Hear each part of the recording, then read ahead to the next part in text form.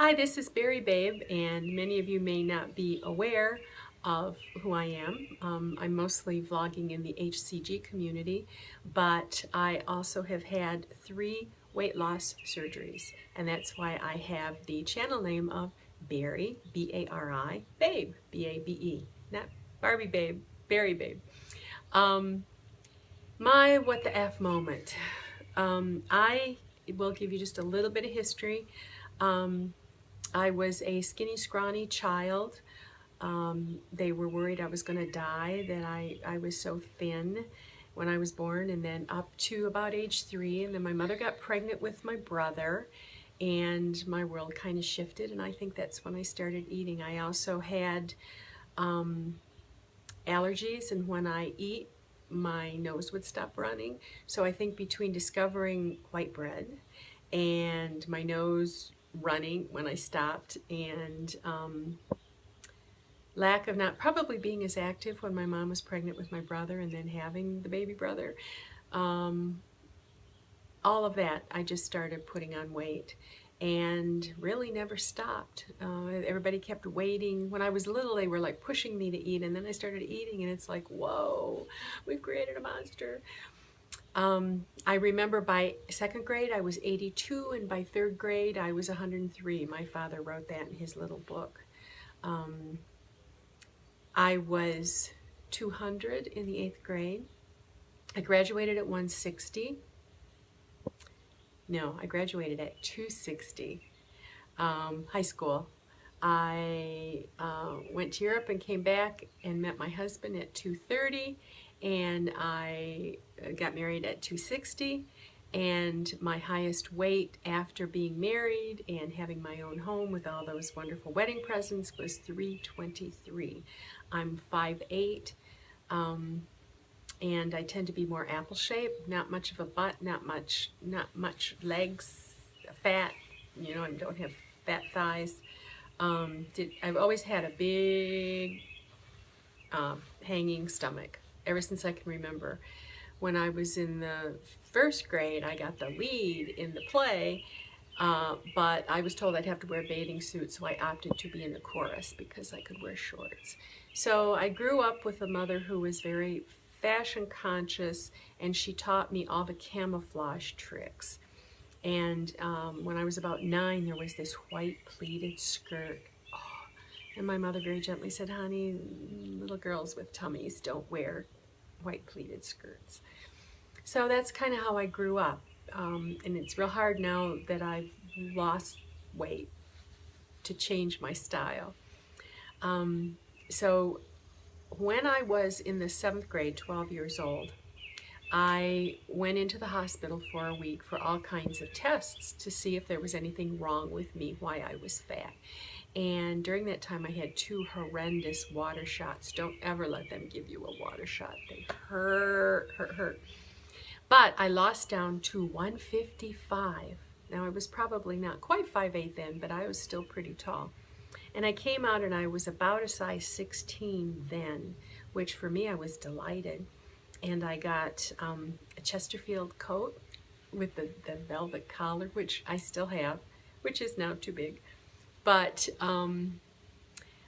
I was there for about 15 minutes, and then I started gaining, and I gained and lost and gained and lost and gained and lost, but I was always big. I could never get down low enough.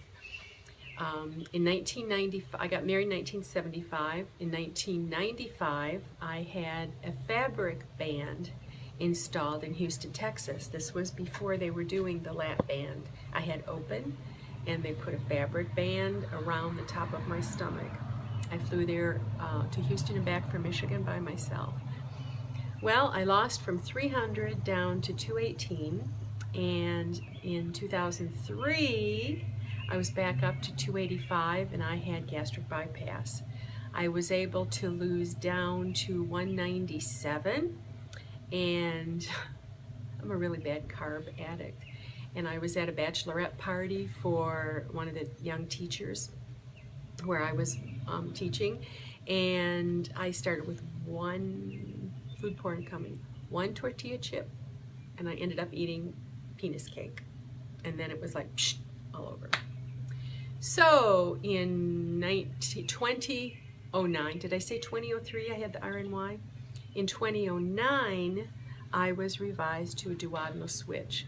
And when the surgeon got in there, he left my RNY pouch. I actually have two RNY pouches. I have the band that they were not able to remove because it became embedded, and then I have the RNY pouch under it, and then it goes into the duodenal switch. So I do have this, I think I have best of both worlds. I have limitations of the pouch most of the time, and then I have the malabsorption of the duodenal switch, although as time goes by, you're able, you malabsorb less. But I'm a horrible patient. I was 265 at the time of the duodenal switch. I was diabetic. I should have been on insulin. I had been on insulin before my band in 1995. I was actually buying insulin from Canada and self-administering it, the fast-acting insulin, because I didn't want it in my medical records that I was on insulin again. So medically, I was pretty screwed up. The duodenal switch cured my diabetes, and but I was not able to get down to where I needed to be. I was still having trouble breaking and keeping below 200, so at about 200, 210, I got a tummy tuck. And for the first time, I started looking more like a smaller person. And that helped me change my psyche enough that I was able then to try and lose more. However, I don't do well. I'm feast or famine. I've never maintained well. And so I had started using HCG. And I have used HCG on and off for probably the last 10 years, or whenever Kevin Trudeau's book came out and I became aware of it again. I used to laugh and say I had tried everything but pregnant women's urine. Can't say that anymore.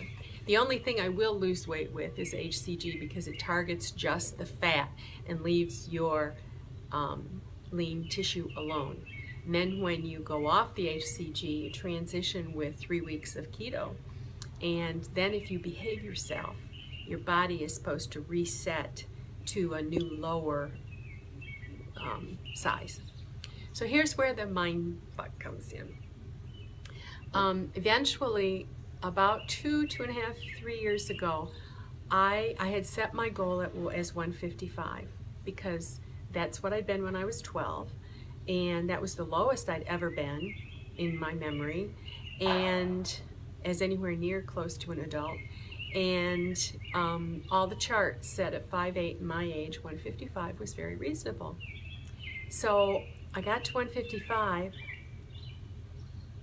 and then I hit 153, and I freaked. I didn't know how to be. I didn't know how to be a thin person. I'd never been there. I didn't know. My fat brain was so in the way, I just freaked, and so I ate myself out of it.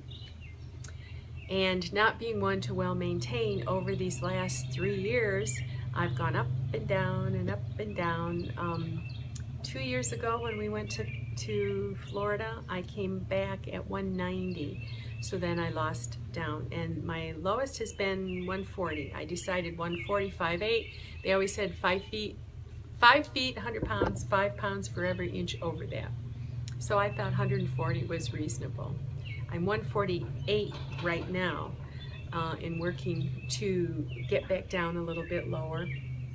Excuse me, I have had several plastic surgeries. But here's where the mind F comes in.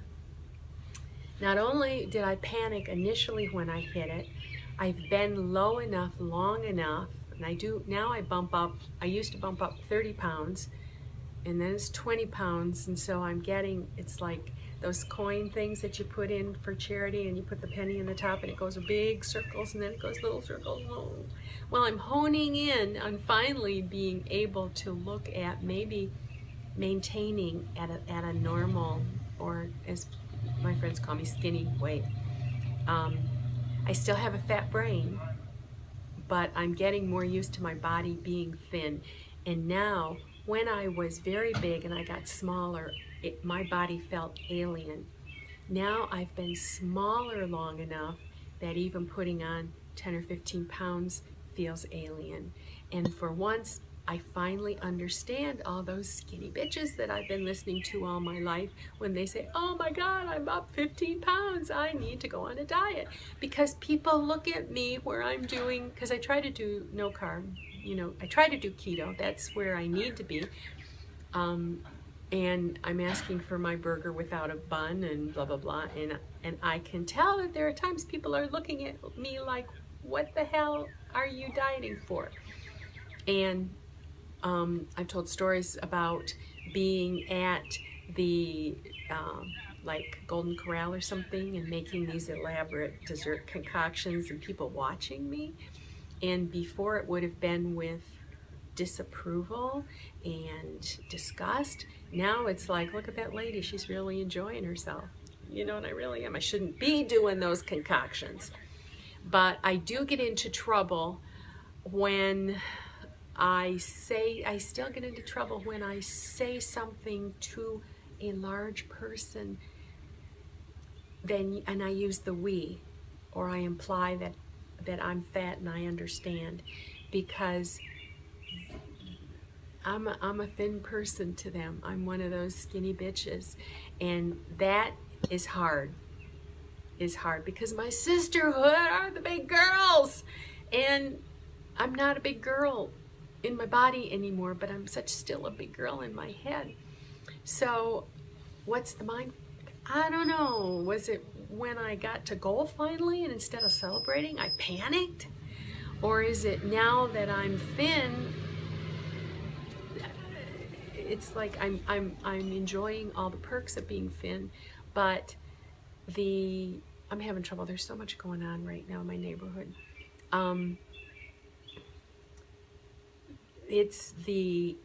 I still have a fat brain. And there's one time I kind of saw myself in the camera. It was in the daylight, and you know how you just barely can see an image?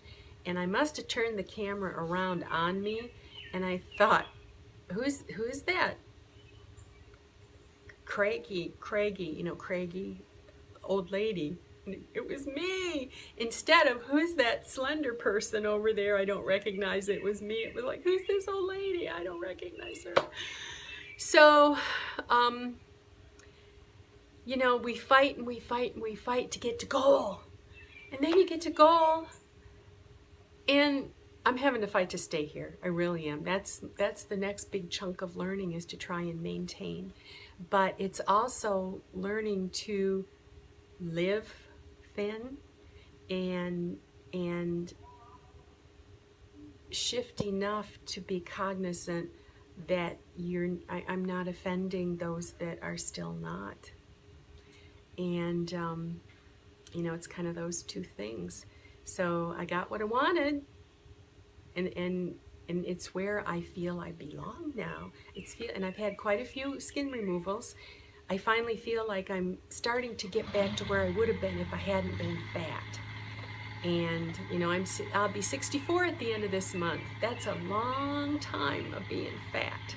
So my skin was just, if you've ever blown up a balloon 3 or 4 times, you know how weak it gets. Think of 30 or 40 times. Because 60 pounds, I go up, I go down, I go up, I go down. So, hello to the WLS community. I know that Elizabeth has a large following, and probably more people are seeing this than have coming from my HCG. I will still use HCG from time to time. I'm going to be looking at keto, and I'm going to be trying to work my WLS maintenance. So, bye for now.